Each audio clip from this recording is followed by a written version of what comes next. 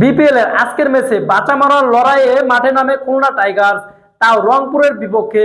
সেই রংপুরকে খুলনা টাইগার্স বিশাল এক লক্ষ্য ছুড়ে দেয়, যা তারা 20 ওভার শেষে 4 উইকেট হারিয়ে 220 রানের একটা বিশাল লক্ষ্য স্থাপন করে রংপুরের সামনে। শুরু থেকে ভালো ক্রিকেট খেলেছিলেন আজকের খুলনা টাইগার্সের প্লেয়াররা। ওপেনার মেহেদী হাসান মিরাজ এবং মোহাম্মদ নাইম শেখ, তারা শুরু থেকে ভালো ক্রিকেট খেলে এসেছিলেন আজকের বিপিএল এ।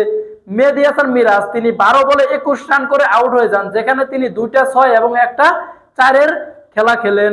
তারপরে মোহাম্মদ নাইম শেখ তিনি আজকের কাজের কাজটা করেন, তিনি যে কাজটা করেন তা খুলনা টাইগার্সের জন্য একটা গুরুত্বপূর্ণ ছিল, কেননা আজকের ম্যাচ হারলেই তারা প্লে অফ থেকে ছিটকে যাওয়ার সম্ভাবনাটাই ছিল বেশি।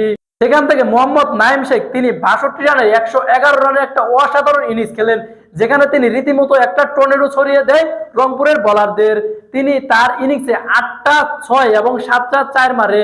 এরপরে এলেক্স রোজ তিনি 12 বলে 14 রান করেন এবং উইলিয়াম বেস্টো এবং মাহিদুল অঙ্কন তারা শেষ পর্যন্ত ম্যাচটাকে ধরে নিয়ে শেষ করে। উইলিয়াম বেস্টো তিনি 21 বলে 36 রানের অসাধারণ একটা ইনিংস খেলেন, যেখানে তিনি 171-এর স্ট্রাইক রেটে ব্যাট করেছিলেন।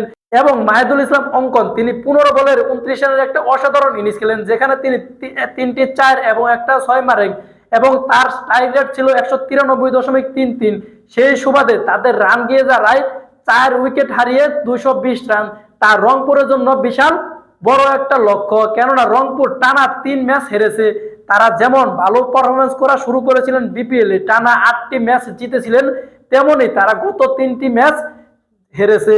এমনকি আজকের ম্যাচেও খুলনা টাইগার্সের কাছে হেরে তারা 4 ম্যাচ টানা অপরাজিত। খুলনা টাইগার্সের 221 রানের জবাবে মাঠে নামে রংপুর রাইডার্স। রংপুর রাইডার্সের ওপেনার তৌফিক খান এবং সমুয়া সরকার।